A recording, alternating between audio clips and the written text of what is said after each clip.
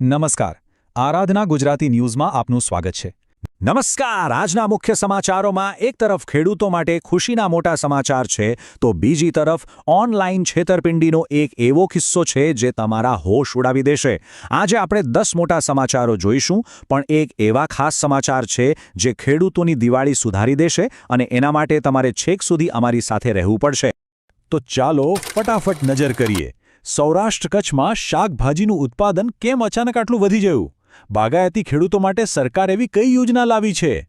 ગુજરાતની ખેતીમાં મહિલાઓનો દબદબો કેટલો મોટો છે? આંકડો જાણશો તો ચોંકી જશો. ખેતરમાં ડ્રોનથી દવા છાંટવાનો અસલી ફાયદો શું છે? સરકારી ઘરમાં ભાડુઆત રાખ્યા હોય તો સાવધાન. અનંત અંબાણીએ શિરડીમાં કેટલું દાન આપ્યું? અમિત શાહે દેશના ડોક્ટરોને એવી શું અપીલ કરી? ડિજિટલ એરેસ્ટના નામે £2.5 કરોડની લૂંટ કેવી રીતે થઈ? અને હવામાં ઉડતી ફ્લાઇટમાં મુસાફરોના જીવ કેમ તાળવે ચોંટ્યા? અને હા, જેની તમે સૌ રાહ જોઈ રહ્યા છો, રાજકોટ યાર્ડના એવા તે કેવા ભાવ બોલાયા કે ખેડૂતો માલામાલ થઈ ગયા? જી હા, આજના સૌથી મોટા અને સૌથી સારા સમાચાર સીધા રાજકોટ માર્કેટ યાર્ડથી. એવા સમાચાર જે દરેક ખેડૂતના ચહેરા પર ખુશી લાવશે. આ ખાસ ખબર માટે અંત સુધી અમારી સાથે જોડાયેલા રહેજો. આ બધા જ સમાચારોની વિગતોમાં જઈએ એ પહેલા અમને થોડું પ્રોત્સાહન આપો. આ રજૂઆતને એક લાઇક કરી દો. અમારી આરાધના ગુજરાતી ન્યૂઝ ચેનલને સબસ્ક્રાઇબ કરી લો. અને હા, તમે કયા ગામ કે શહેરથી આ જોઈ રહ્યા છો એ નીચે કમેન્ટમાં જરૂર લખજો. તો ચાલો શરૂઆત કરીએ પહેલા સમાચારથી. સૌરાષ્ટ્ર અને કચ્છના ખેડૂતોએ તો ભાઈ કમાલ જ કરી દીધી છે.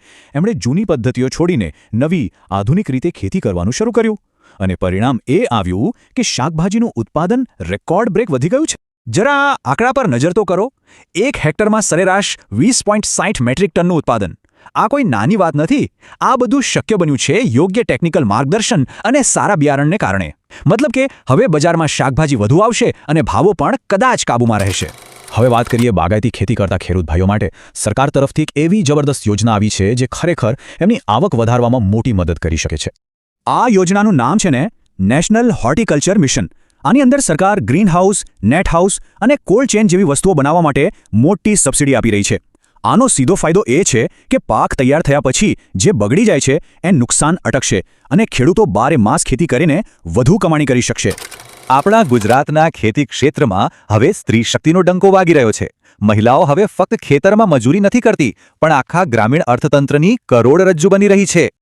આ આંકડો જુઓ, 20,48,000. આટલી બધી મહિલાઓ ગુજરાતમાં સક્રિય રીતે ખેતી કરી રહી છે.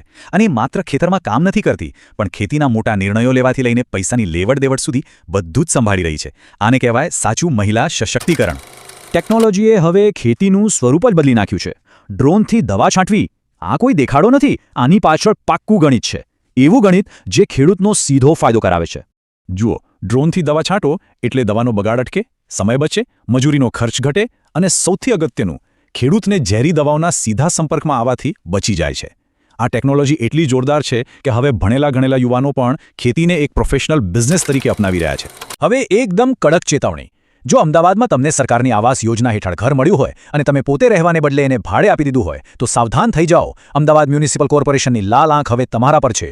કોર્પોરેશને સાફ કહી દીધું છે કે ઘરે ઘરે જઈને તપાસ થશે અને જો માલિકને બદલે ભાડુઆત મળ્યો તો તરત જ ઘરની ફાળવણી રદ કરી દેવામાં આવશે અને માલિકી હક પણ જતો રહેશે. આનો હેતુ એ જ છે કે સરકારી યોજનાનો લાભ જેને ખરેખર જરૂર છે એને જ મળે. અરે રોકાઈ જાઓ, હજુ તો અસલી ખેલ બાકી છે. આગળ આપણે જોઈશું કે કેવી રીતે ડિજિટલ એરેસ્ટના નામે કોઈના ખાતામાંથી £2.5 કરોડ ગાયબ થઈ ગયા. હવામાં ઉડતી ફ્લાઇટમાં એવું તે શું થયું કે મુસાફરોના જીવ જોખમમાં મુકાયા? અને હા, ખેડૂતો માટેના એ ખાસ સમાચાર જેની આપણે સૌ રાહ જોઈ રહ્યા છીએ. હવે ઉદ્યોગ જગતમાંથી એક મોટા સમાચાર આવી રહ્યા છે. રિલાયન્સ ઇન્ડસ્ટ્રીઝના ડાયરેક્ટર અનંત અંબાણીએ શિરડીના સાંઈબાબા મંદિરમાં પોતાની અતૂટ શ્રદ્ધા બતાવી છે. એમણે સાંઈબાબા સંસ્થાન ટ્રસ્ટને પૂરા ₹5 કરોડ દાન આપ્યું છે. ટ્રસ્ટના કહેવા મુજબ આ પૈસાનો ઉપયોગ મંદિરમાં આવતા ભક્તોની સુવિધાઓ વધારવા અને લોકોના ભલા માટેના કાર્યોમાં કરવામાં આવશે. અમદાવાદમાં ઇન્ડિયન મેડિકલ એસોસિએશનની એક મોટી કોન્ફરન્સ યોજાઈ, જેમાં કેન્દ્રીય ગૃહમંત્રી અમિત શાહે દેશભરના ડોક્ટરોને એક બહુ જ મહત્વનો સંદેશ આપ્યો. અમિત શાહે ડોક્ટરોને આહ્વાન કર્યું કે દેશની આરોગ્ય વ્યવસ્થાને વધુ મજબૂત બનાવવામાં મદદ કરે.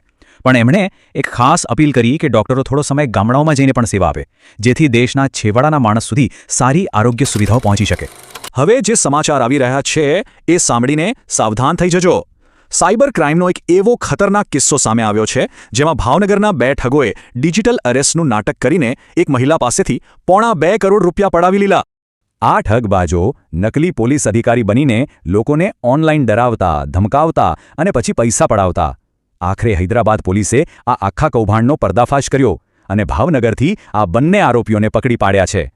એક વાત યાદ રાખજો, કોઈ પણ સરકારી એજન્સી આ રીતે ફોન પર કોઈની ધરપકડ કરતી નથી. સાવધ રહો. વિચારો, તમે હવામાં હજારો ફૂટ ઉપર મુસાફરી કરી રહ્યા હો અને અચાનક વિમાનમાં કોઈ ખામી સર્જાઈ તો? બસ આવું જ કંઈ થયું ગોવાથી અમદાવાદ આવી રહેલી એર ઇન્ડિયાની ફ્લાઇટમાં, જેનાથી મુસાફરોના શ્વાસ અદ્ધર થઈ ગયા હતા.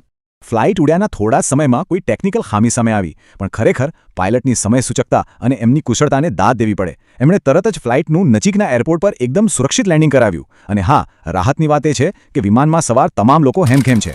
અને હવે એ સમાચાર જેને આપણે સૌ શરૂઆતથી રાહ જોઈ રહ્યા હતા, રાજકોટ માર્કેટ યાર્ડમાંથી આવેલા એવા સમાચાર જેણે ખેડૂતોના ઘરમાં દિવાળી જેવો માહોલ બનાવી દીધો છે. તો ચાલો જોઈએ આખરે એવું તે શું થયું ત્યાં. જવાબ તમારી સ્ક્રીન પર છે. રાજકોટ માર્કેટિંગ યાર્ડમાં કપાસ અને મગફળીના ભાવ તો ભાઈ આસમાને પહોંચી ગયા છે. કપાસના ભાવમાં જોરદાર તેજી આવી છે અને સારી ક્વોલિટીની મગફળી ખરીદવા માટે તો વેપારીઓ વચ્ચે રીતસરની હરીફાઈ જામી હતી. આ ઊંચા ભાવોએ ખેડૂતોની આખા વર્ષની મહેનતને સફળ બનાવી દીધી છે. તો આ હતા આજના કેટલાક મહત્વના સમાચારો. જો તમને આ જાણકારી ગમી હોય તો એક લાઇક તો બને જ છે. અને આવા જ સમાચારો સૌથી પહેલા મેળવવા માટે અમારી ચેનલ આરાધના ગુજરાતી ન્યૂઝને સબસ્ક્રાઇબ કરવાનું બિલકુલ ના ભૂલતા. ફરી મળીશું. નમસ્કાર.